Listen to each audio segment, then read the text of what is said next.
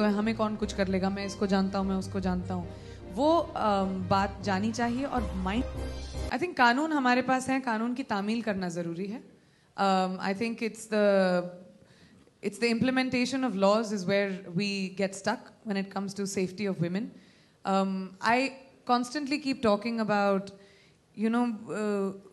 we don't need one like different incidences. जैसे आपने बोला अभी किसी ने चिट्ठी ओपन लेटर लिखा है या एक रेप केस आया तो सडनली हम लोग उसके बारे में बात करने लगे, या फिर किसी ने बोला है कि लड़कियों को डांसर्स को प्रोस्टिट्यूट्स बनाना चाहिए तो उसके बारे में हम लोग बात करने लगे। I think we need to stop deflecting from the issue and actually start defending the women of this country instead of talking about all the other things.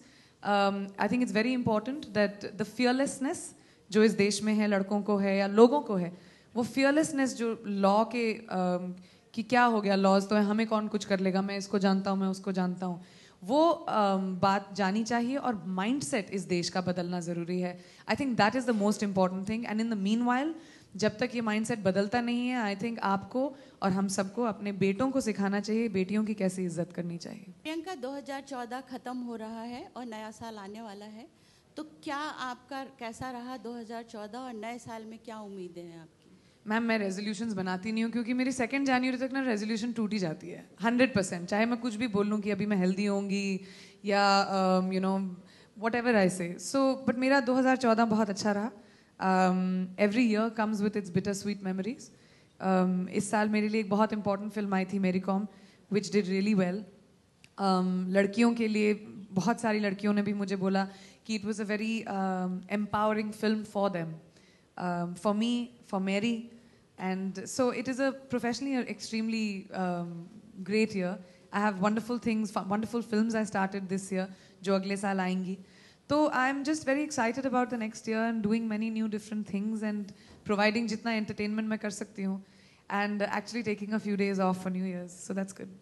झिलमिल के लिए अवार्ड की कमी थी और सभी को ये बात लगी कि वो झिलमिल का अवार्ड था, बर्फी के लिए था। अब की बार आप क्या सोच रही हैं, या यूं ही छोड़ देंगे कि मैरी कॉम के लिए अवार्ड मिलना चाहिए, नहीं मिलना चाहिए? क्या आपकी सोच है अभी? आई थिंक उस साल के बाद मैं हर साल अपना बेस्ट ड्रेस पहन के अवार्ड्स पे जाऊंगी। अगर मिल गया तो ग्रेट, नहीं मिला तो दिल टूट जाएगा, जैसे हमेशा होता है। उसका ये मतलब नहीं कि अपनी फिल्मों में उतना काम नहीं करूंगी। अवार्ड्स की जो डिसीजंस होती हैं वो हमारे हाथों में नहीं होती, ना तो आपके हाथ में होती है। जैसे आपने कहा, lot of people came and told me I should have one for Jhilmil, but it doesn't matter eventually. जिस तरह का काम मेरे कैरेक्टर्स करते हैं वो मेरे लिए बहुत बड़ा अवार्ड होता है। जैसे जब मैंने बर्फी में झिलमिल का किरदार प्ले किया, so I had so many parents, so many children of autistic families जो मेरे पास आए, जिन्होंने मुझे चिट्ठियाँ लिखी, जिन्होंने मुझे बोला कि सोसाइटी शायद ऑटिस्टिक बच्चों को या डिफरेंटली एबल्ड बच्चों को समझने लगी है, क्योंकि हमने उनको एक सिंपैथेटिक वे में नहीं दिखाया था, उनकी कहानी एक नॉर्मल लड़की की तरह दिखाया था। So that was a big victory for me, and the same thing with Mary Kom, Mary getting the recognition that she deserved herself. इतनी सारी लड़कियों को एक एम्पावरिंग फीलिंग आना कि हम भी अपने सपने साकार कर सकते हैं। Doesn't matter where you come from, doesn't matter what strata, which place. So I think that is my hugest victory, and plus the fact that the films did financially well. I think जब box office पे फिल्में चलती हैं तो वो सबसे बड़ी victory होती है, और मेरी कॉम ने इतनी बड़ी ओपनिंग भी ली। इन सब चीज़ों को याद रखूंगी जब मैं अपना बेस्ट ड्रेस पहन के अवार्ड्स पे जाऊंगी। इन दिनों थोड़ी राहत है बाजीराव के सेट पे, क्योंकि पिछले दिनों आप बहुत हार्ड वर्क कर रही थी और मुश्किलात का सामना करना पड़ रहा था। नहीं, एक्चुअली काम से कुछ लेना देना नहीं था। I think I don't know why, but मुझे फ्लू हो गया। जैसे यहाँ पे भी बहुत सारे लोग खांस रहे हैं, सर सामने आप, खांसी है ना, आपको भी फ्लू हो गया होगा, खांसी जुकाम, वैसे भी मुझे ही हो गया था, बुखार वगैरह। It had nothing to do with hard work, उससे तो मैं कभी डरी नहीं हूँ।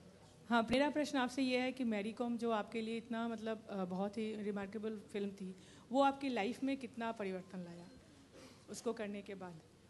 मैं फिर से कभी जिम में इतना नहीं वर्कआउट करूँगी।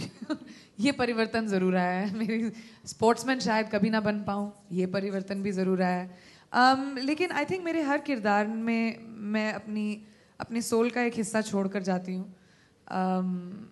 कितना वो मुझे चेंज करते हैं वो आई डोंट नो, बट इस फिल्म को करने के बाद मैं ये बात ज़रूर समझी हूँ कि लड़कियों की फिल्में बहुत मुशक्क़तों से बनती हैं। इतनी आसानी नहीं होती हमें, स्पेशली जब आप एक फीमेल लीड होते हैं तो फिल्म को मार्केट करना, उसके बजट्स अलग होते हैं, पर एक्सपेक्टेशंस लड़कों की फिल्मों की तरह होती हैं। तो वो आई थिंक बैलेंस, ये बात मैं ज़रूर समझी हूँ कि अब अगली बार जब मैं फिल्म करूँगी तो इन सब चीज़ों को डेफिनेटली संभाल के लेकर जाऊँगी। उतनी मुश्किल शायद ना हो मुझे मैडम जी में। Priyanka, the property that you own, जहाँ पर रिसेंटली रेड हुई थी, तो हमने देखा कि वो स्पा अभी भी चल रहा है। So are you taking any steps? Ma'am, you have to ask the cops that. अगर उन्होंने उसको बिजनेस को रन करने दिया तो उसका मतलब कुछ मिला नहीं होगा। I don't know, we have sent a legal notice already and we are law abiding citizens. Whatever the police says, we'll do. If the police wants to stop them, they should. It's not my call. 3 actually, Manara, Pariniti and Meera. And I hope as many more of my sisters or brothers want to come into films, I'll always be there to welcome them.